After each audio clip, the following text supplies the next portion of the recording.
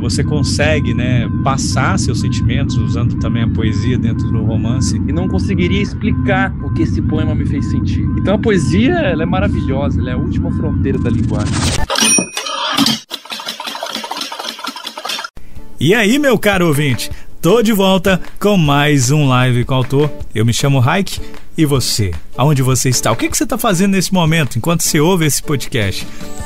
Manda mensagem para mim aí nas redes sociais, ou se não, manda um e-mail dizendo o que você está fazendo enquanto você está ouvindo esse episódio, tá bom? Vamos então para o episódio de hoje. A conversa é com Pedro Salomão. Ele é escritor, ele é cantor. Pedro Salomão é um cara incrível e tivemos aí um bate-papo muito descontraído aqui pro Live com o Autor. E ele vai falar do livro novo, vai falar da música, vai falar da poesia, vai falar do seu tempo de palhaço, e você não pode perder esse episódio. Então faz o seguinte, já começa mandando para todos os seus amigos. E também quero te avisar que o meu livro, o Pra Hoje Respire, está em pré-venda. Estamos naquela corrida, né, da pré-venda.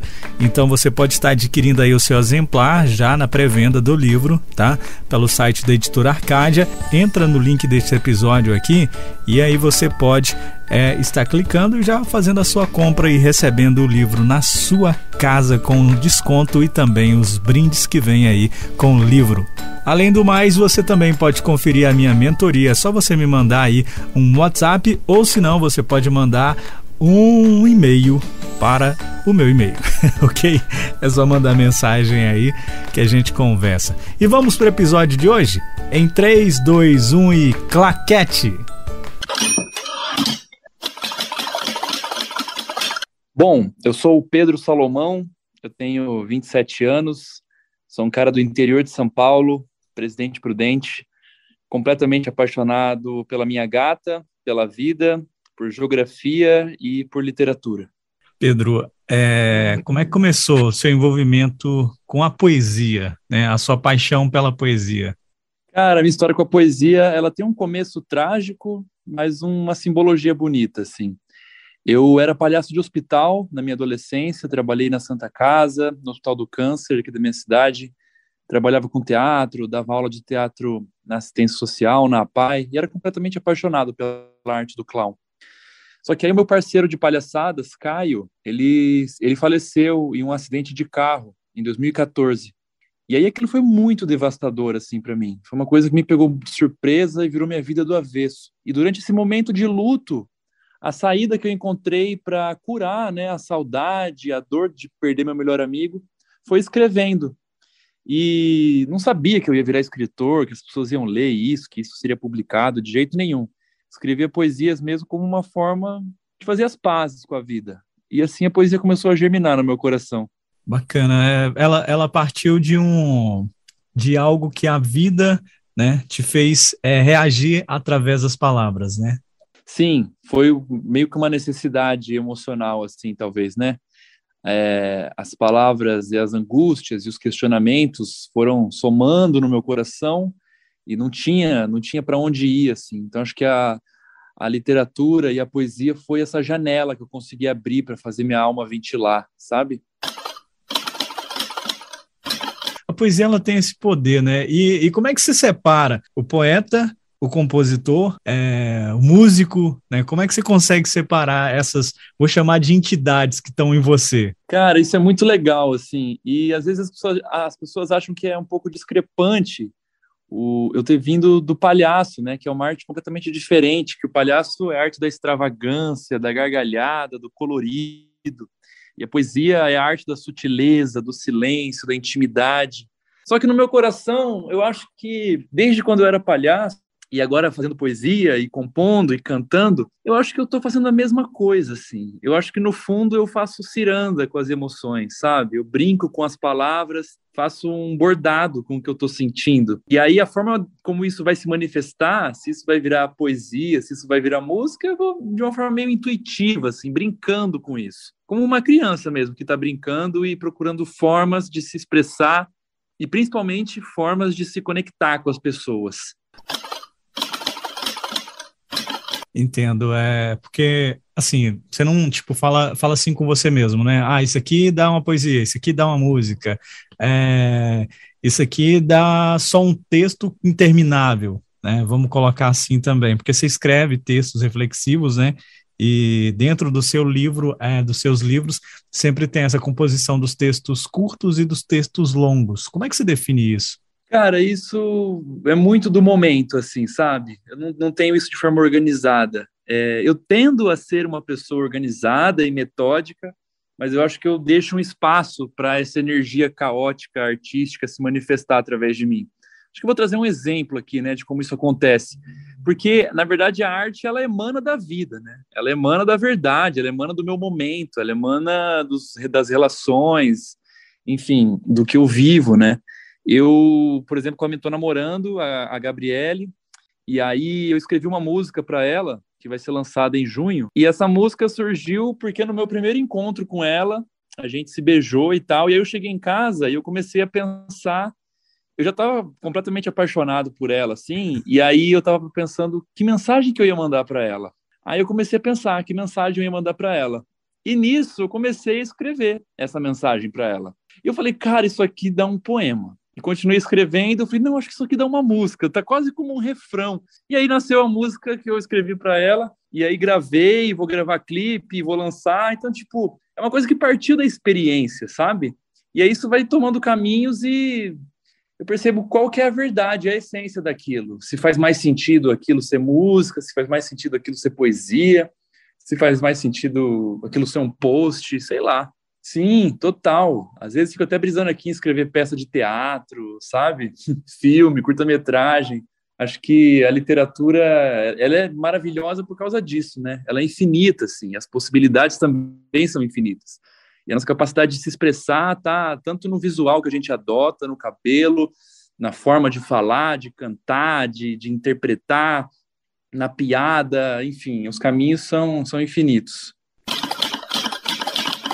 Você pensa em escrever um romance, assim, porque você tem essa história mesmo de você e seu amigo, dá um romance, né? Dá uma história, um drama, assim, pesado, né? Sim. Pesado, mas você já pensou em escrever? Cara, especificamente sobre essa história, não.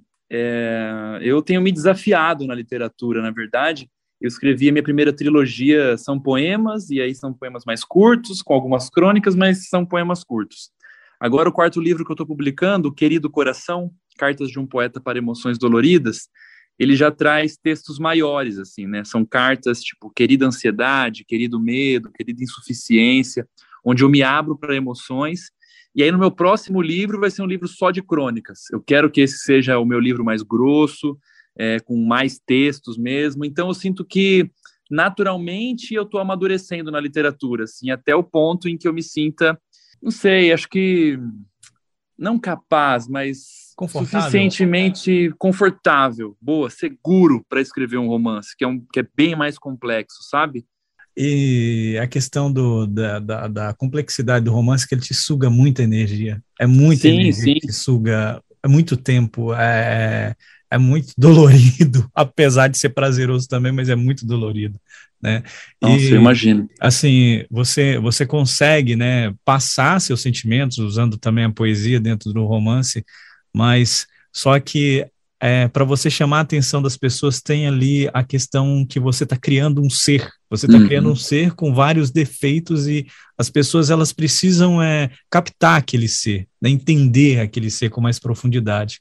Sim, cara, eu adoro estudar, na verdade, construção de enredo, criação de personagem, a construção de um bom diálogo. Eu assisto vídeos sobre isso no YouTube. Tenho muita curiosidade também para começar a buscar uma bibliografia a respeito disso, mas eu encaro isso como um desafio que eu preciso me amadurecer primeiro para conseguir enfrentar, sabe?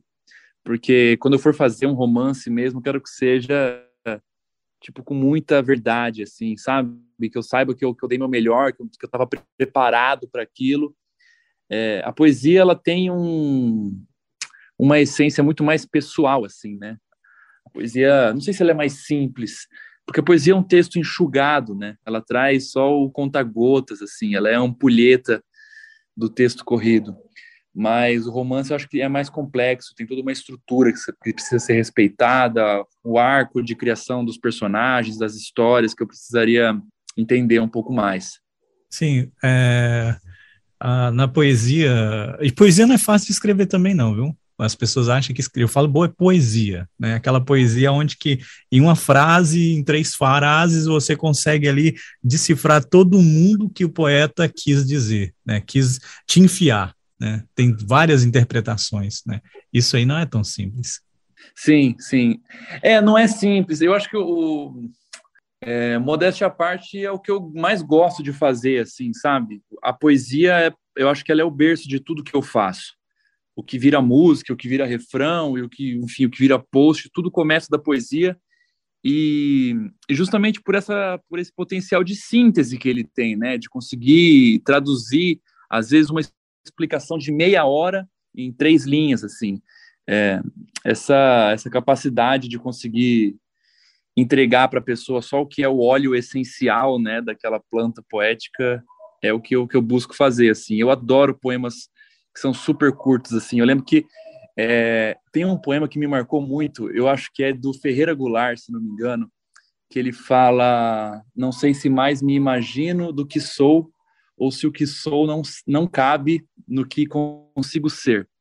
Vou repetir. Não sei se mais me imagino do que sou, ou o que sou não cabe no que consigo ser. Cara, eu lembro que quando eu li isso, eu estava na biblioteca da Unesp, eu fechei o livro, eu fiquei filosofando sobre isso, e isso conseguiu abraçar a minha identidade e ao mesmo tempo expandir e abrir possibilidades de uma maneira tão mágica, tão lúdica, ao mesmo tempo tão racional, tão concreta. Eu falei, cara, esse é o poder da poesia que é inexplicável, assim, sabe? Eu poderia ficar 1 hora e meia falando sobre isso e não conseguiria explicar o que esse poema me fez sentir. Então a poesia, ela é maravilhosa, ela é a última fronteira da linguagem. Bacana. E as redes sociais hoje, para quem escreve, né, principalmente a poesia, né? Como é visto? Né, como assim você consegue hoje? Tem várias pessoas escrevendo, tem vários seguidores, isso e tal, mas como é que você vê isso agora, nesse momento? Cara, agora as redes sociais, elas são uma ferramenta, assim, no meu trabalho. Eu acho que o Instagram não é o meu trabalho. O Instagram é o departamento de marketing, é a forma de eu consigo ampliar o meu público e me conectar com ele, né? Criar uma comunicação direta. Eu acho que as redes sociais, elas formataram um pouco e direcionaram um pouco o que foi a produção literária nos últimos anos, para quem vem, né, desse nicho, porque os poemas curtos, eles fazem sentido para quem está ali rolando o feed, né? E a pessoa só para de descer o feed do Instagram, lê o poema, já manda para alguém, e rapidamente aquilo faz sentido, então tem que ser rapidamente digerido pela imaginação da pessoa. E hoje em dia, eu acho que isso mudou um pouco. O Instagram não está mais dando tanta atenção assim aos posts de texto, e a gente está tendo que correr atrás de se adaptar à criação de vídeos curtos, né? Dos reels. Mas, enfim, também é uma possibilidade assim, de espalhar a nossa arte através dos reels com textos, vídeos declamando e tudo mais. E o TikTok, né, que eu também ainda não me aventurei nessa mídia, criei um pouco de conteúdo, mas acabei desistindo dela. Mas eu vejo dessa forma, assim, acho que as redes sociais são uma ferramenta de marketing para minha empresa, assim, né, pelo meu trabalho. Eu gostei do que você falou, empresa. Tipo, você não vê a sua carreira simplesmente assim, vamos dizer, aquela coisa ilusória, né? Você vê como algo que você pode sobreviver, ganhar também, ter ali os seus direitos Sim. autorais. Isso é legal. Sim, totalmente. Eu gosto de chamar de empresa, na verdade, porque eu considero que o meu trabalho não é ser artista. Eu não acho que ser artista é o meu trabalho, assim, porque eu sou artista, cara, desde que eu me conheço por gente, assim, sabe? Eu faço arte como uma manifestação humana, não uma manifestação profissional. Eu não faço arte para ganhar dinheiro, eu faço arte porque a arte emana de mim, porque faz sentido, porque é a forma como eu expresso, é a forma como eu entendo a realidade. E aí, beleza. Dito isso, Existe um Pedro CNPJ das 8 às 6 da tarde, que aí sim, esse cara, ele está trabalhando para gerenciar a arte que o Pedro artista produz. Então, dentro de mim, quando estou criando, fazendo arte, cara, eu ligo o modo anarquista mesmo, assim, e faço a arte que eu acho que faça sentido para minha alma, para minha verdade, porque eu quero emanar para o universo, assim. E isso é infinito, é lindo, é lírico, é lúdico. Mas quando eu sento para trabalhar no meu computador, eu falo, beleza. Aí eu pego os papéis de tudo que eu produzi, de todos os rascunhos, garranchos, e, enfim, rabiscos, e falo, ok, como é que isso aqui vai virar produto, como é que isso aqui vai ser vendido, como é que isso aqui vai ser apresentado, quais estratégias de divulgação, de expansão, de aumentar margem, escala, recorrência, para conseguir dinheiro para os próximos projetos, de onde vai vir o recurso, e aí isso vira uma empresa. Então, assim, eu me vejo como um cara que empreende, mas o meu eu artista não é minha profissão.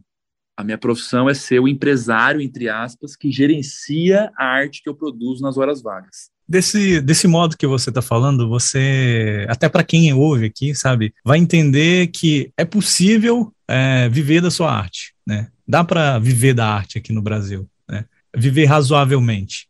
É difícil, né, cara? É difícil e eu acho que é um jogo injusto, assim, porque existe um mar de pessoas tentando, assim, e é muito difícil a gente conseguir romper esse teto mesmo que se coloca para que a gente consiga sobreviver da arte. Eu, assim, desde o começo, eu falei, cara, foi até uma estratégia visando isso, visando conseguir sobreviver da arte. Então, eu adotei algumas estratégias. Por exemplo, levar a literatura e a música de forma simultânea. Então, eu tenho duas rendas, né? A renda que vem dos direitos autorais da música e a renda da venda dos livros.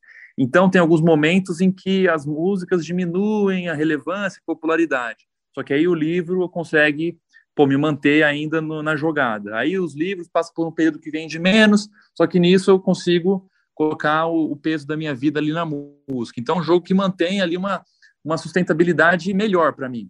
Ao mesmo tempo, eu escolhi continuar morando em Presidente Prudente, por enquanto, que tem um custo de vida que é 1/3 do que eu gastaria em São Paulo.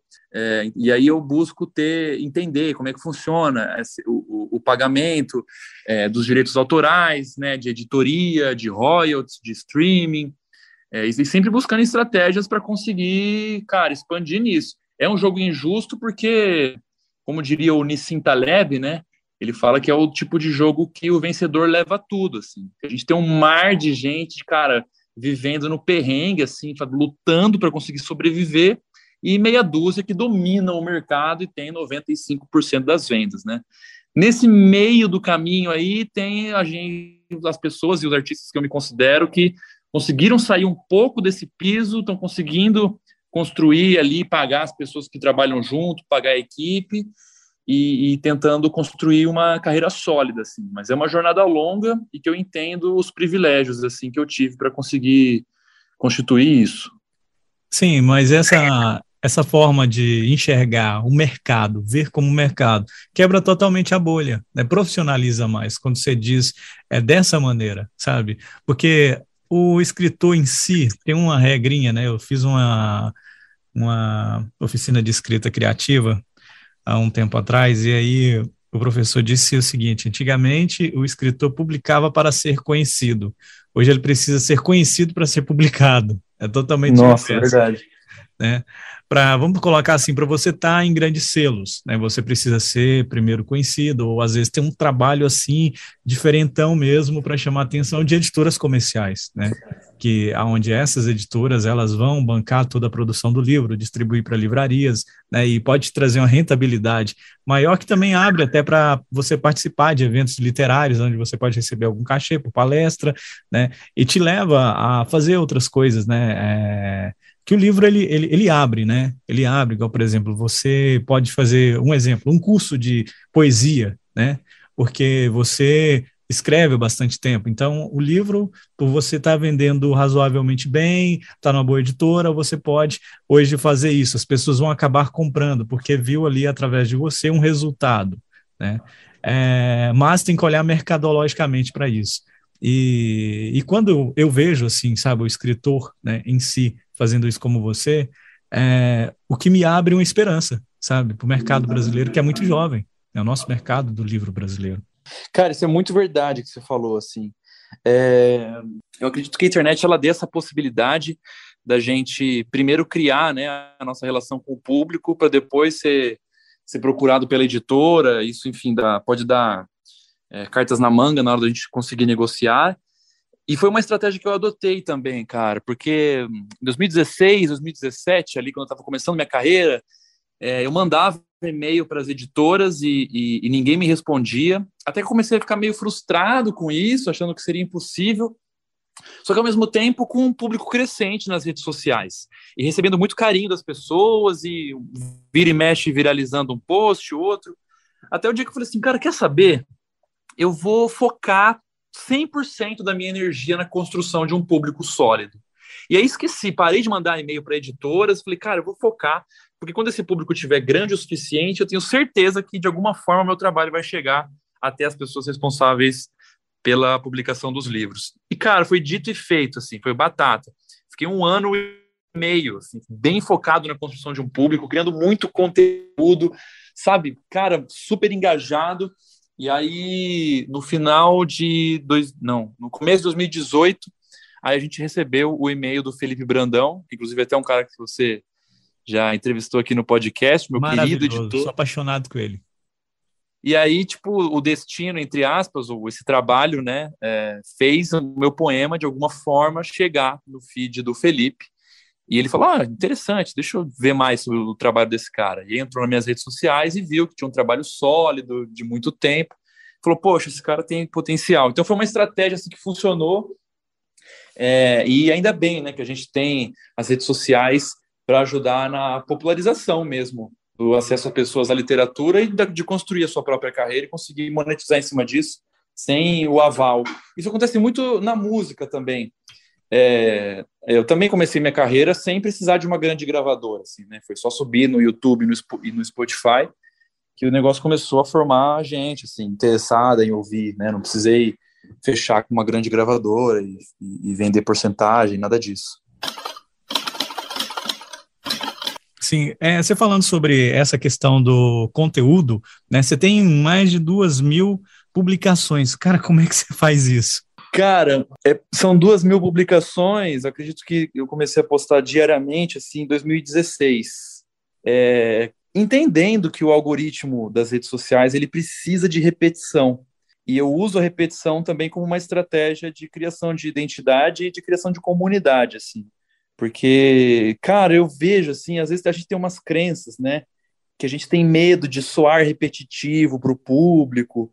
Poxa, se eu postar esse daqui, eu já postei há 3, 4 meses atrás, eu já postei, já contei essa história. Cara, eu acredito que público é rotativo, assim. Às vezes a gente tem muito apego às pessoas que nos seguem. Só que, por exemplo, eu pergunto para você, com certeza tem artistas na sua vida que você acompanhava super há 5 anos atrás, porque era um interesse do seu contexto que você estava vivendo. E aí passou um tempo, você parou de ouvir, assim, parou de seguir, mas você não criou um ódio pelaquela pessoa, de forma nenhuma. Você é só um cara que perdeu interesse, mas se de repente for fazer um show na sua cidade, você até vai assistir o show dele. Eu acho que isso é super natural e nós artistas precisamos entender isso também. Que o público ele vem, ele vive ali um tempo com a gente, depois ele segue a vida dele. Claro, algumas pessoas ficam, formam uma comunidade que vai te acompanhar por longa data, mas onde que eu quero chegar com isso em relação à quantidade de posts? Que eu repito muito posts. E por mais que eu, como criador, às vezes fala, putz, já postei esse poema aqui 2 vezes, as pessoas vão enjoar. Cara, você percebe que para 90% das pessoas que estão ali lendo é uma novidade, porque elas não leram o mesmo post há 1 ano atrás. Então, eu tenho um banco de conteúdo aqui no meu computador, na minha casa, que faz parte do meu trabalho, em que eu fico reciclando, assim. Eu tenho, claro, posts inéditos para passar 6 meses, assim, postando diariamente. Você pode sumir, né? Tipo Belchior e só deixar lá. Deixar, posso. Legal. Posso. Eu faço isso quando eu viajo, assim, né? Legal. E aí isso também me dá liberdade, cara, de não precisar ficar naquela neura de, nossa, eu preciso escrever um poema por dia, senão meu público vai acabar, senão minha carreira acaba. Cara, não. Eu tenho conteúdo para ir postando, coisa que eu escrevi há muito tempo e daqui a uns meses isso vai ser repetido. E aí, se por acaso me der um insight, me der uma ideia, aí eu desenvolvo, faço o post e pum, post inédito. E aí esse post entra para o banco de dados, daqui 6 meses pode ter certeza que ele vai ser publicado de novo. Então acho que isso dá uma sustentação assim para a coisa, sabe? E não me dá desespero, me dá saúde emocional para poder criar quando eu sentir necessidade de criar. Você acabou de tirar um bloqueio meu aqui sobre isso aí, porque eu sempre ficava nessa, né, de querer colocar algo novo ali, tá sempre colocando algo novo. Bacana ouvir isso. Total, cara, total. Acho que isso é um bloqueio muito comum assim, entre as pessoas, e eu também tinha. Até que eu entendi isso, cara. Público é rotativo e repetição gera mais fidelidade, assim, sabe? A gente pode pegar o mesmo conteúdo e derivar ele de diferentes formas, e mostrar ele de diferentes maneiras, e contar a mesma história de 1 milhão de formas. E, cara, e é isso. Vai ter gente chegando, gente indo embora, e assim você vai construindo, né, a cultura em volta da sua arte, da sua identidade. Se você postar uma vez e nunca mais, cara, seu post vale uma dedada, assim, sabe? A gente faz um post com o maior carinho, mas a pessoa dá 2 batidas com o dedão e segue a vida dela. A gente não pode ter esse apego, assim, de querer postar, fazer um post com o maior carinho, postar uma vez só e adeus, assim. Acho que dá pra gente desenvolver melhor isso e aproveitar melhor as nossas ideias. E como você escolheu os textos, né, do seu novo livro? Como foi assim a construção dele? E como é que você disse, agora está pronto, eu posso mandar para o Felipe e vou descansar? Bom, eu estava muito com essa pira de escrever textos para emoções, e aí eu tinha escrito uns 3 ou 4, acho que Querida Ansiedade, Querido Medo, Querido Futuro, e Querida Insegurança, acho. E aí eu tinha postado ele já nas redes sociais, o pessoal tinha gostado bastante, assim, deu bastante repercussão. Foi quando eu tive a ideia de escrever esse livro. Falei, beleza. Aí eu fiz uns cálculos assim de quantos textos mais ou menos daria um livro bacana assim de ler. E aí eu estabeleci 30. Falei, então beleza, eu preciso escrever 30 cartas, eu já tenho 4. Então eu preciso escrever 26. E eu tinha 1 ano para escrever. Eu falei, cara, eu não vou me forçar. Não vou ficar tipo desesperado por prazo, por nada disso. Eu vou vivendo e vou vivendo as emoções do meu cotidiano, do meu dia a dia. E faz parte, assim, do modus operandi. Também eu estava super, super imersivo na terapia, assim, era uma coisa muito presente também, curando várias questões. Então, tipo, cada sessão de terapia me fazia gerar diversas reflexões sobre as emoções que eu sentia. E eu falei, eu vou vivendo, e as emoções que eu for vivenciando, e aí eu vou digerir elas, né, pensar, ruminar sobre elas e vou chegar a conclusões. E essas conclusões vão ser esses textos, naturalmente. Então, não me forçava, assim, eu deixava vir, sabe? Aí um dia eu senti raiva, tava puto, bravo, o dia inteiro irritado, tudo mais. Aí fui fazer uma caminhada, fiz terapia, voltei para casa, pensei sobre o assunto. Falei, olha que interessante a raiva, né? Tava tão bravo. Poxa vida, eu fico pensando sobre a raiva, pronto. Falei, legal, isso vai dar um texto. Sento, escrevo, querida raiva. Pum, texto. Hoje tô. Aí passava 15 dias, caramba, tô me sentindo, sei lá, meio vazio, tô me sentindo sozinho, não sei o quê. Aí penso sobre isso, reflito, passo uns dias, vou para terapia, leio sobre o assunto, pum, pronto. Querida solidão, escrevo o texto. Pá. Então foi feito meio assim, sabe? Fui deixando as emoções virem para que fosse uma coisa bem sincera, assim. Eu não me peguei, tipo assim, deixa eu pensar na minha emoção. O que eu teria para falar sobre ela? Não, eu deixei a emoção se manifestar no meu corpo, aí eu olhei as emoções nos olhos, sabe? Me permiti sentir e ouvir o que essas emoções tinham para me dizer, e aí fazia o texto. A partir dessa aceitação, desse acolhimento, dessa atenção plena ao que a minha alma estava sentindo. E qual é essa importância, cara, para uma pessoa criativa, né? Ela ter, assim, um hobby, né? Essa importância, eu gosto muito de falar sobre isso aqui, ter a visão de cada um que eu converso. Na sua visão, essa importância dentro da parte criativa. Cara, total. Eu acho que o artista, em geral, ele tem uma característica em comum, que é essa intensidade do sentir, assim, né? E, às vezes, a gente precisa de uma atividade que não seja artística para conseguir dar vazão, né, a essa potência, dar vazão a essa intensidade. E no meu caso é a atividade física, assim. Eu gosto muito de fazer academia e caminhada, eu sou apaixonado, assim, sou louco. Eu moro perto de um parque lindo e eu vou todos os dias para esse parque fazer caminhada. Hoje eu fiz e eu vou sempre. E na maioria das vezes eu penso muito e estou nessa caminhada pensando, refletindo, digerindo a minha vida, passando a minha vida a limpo mesmo. Isso depois pode virar texto. Mas também eu amo quando eu tô com a cabeça fervendo e eu saio para essa caminhada e nos primeiros 10 minutos eu tô assim, nesse furacão, e aí passa meia hora, eu percebo que eu tô pensando banalidades, só coisas sem valor nenhum, e eu falo, ai, que bacana, consegui também entrar num estado em que o meu pensamento não está em nada que seja importante. Estou pensando, sei lá, o que eu faria se eu ganhasse na loteria. Então, tipo, esse hobby também me leva para um estado de paz que é difícil de a gente conseguir encontrar no cotidiano, né? Tem esses dois vieses, assim. Bom demais, cara. Eu, assim, vejo, é muito importante, sabe? Você fazer algo, né, que libera a dopamina, né? Que você pode ali estar Nossa, total. liberando ela e eu tinha muito hábito de levantar cedo, meditar, depois começar a escrever, né? Eu tenho um tempo que eu não Uhum. escrevo como eu escrevia, né? Antes, né? Já porque eu escrevia muito. Hoje em dia eu já estou, assim, mais relax também, sabe? Não me forçando tanto, né? Não me forçando tanto, não me obrigando tanto e aproveitando alguns momentos da vida, né? Porque como eu escrevo romance, né? Eu também gosto de crônica, Uhum. gosto de poesia, já escrevi, eu escrevo crônica para o meu perfil, né? Eu adoro crônica, eu até quero escrever um livro de crônica para minha cachorra, né? A Jolene. Legal. O livro chama Meditando na Chuva, né? Não sei se tem um título assim. Nossa, É que gostei. é por causa que a Jojo, ela ia, né, quando estava chovendo, ela ia pro portão de casa e ficava sentada lá na chuva, né? Ai, Nada, que cara. fofa. Cara, Já estou até imaginando a capa desse não é livro. a capa, você imaginou a capa chovendo, tipo assim, uma coisa ilustrada? Imaginou isso? Total, sim. Não é, tenho essa ideia, já tem um bom tempo já, e a Jojo foi até embora, né? Mas é isso. Agora, pra gente encerrar, cara, eu quero que você indica para mim um filme, uma série, um livro, música, né? Uma música bacana, talvez um podcast, o que você quiser. Legal, legal. Ó, já que a gente falou de hobby, e eu trouxe essa ideia do hobby como uma forma de fazer a gente desligar, né, também da pressão, do mundo e conseguir relaxar para ter boas ideias. Cara, eu gostaria de indicar a série The Office, que é a série que salvou a minha vida durante a pandemia, que me trouxe boas gargalhadas, que me trouxe leveza, que me trouxe companhia.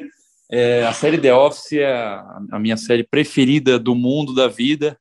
Cara, eu vou indicar também um programa que já não existe mais, um programa antigo da falida MTV Brasil, que foi o último programa da MTV, chamado O Último Programa do Mundo. Você já assistiu isso? Não, nunca assisti, cara.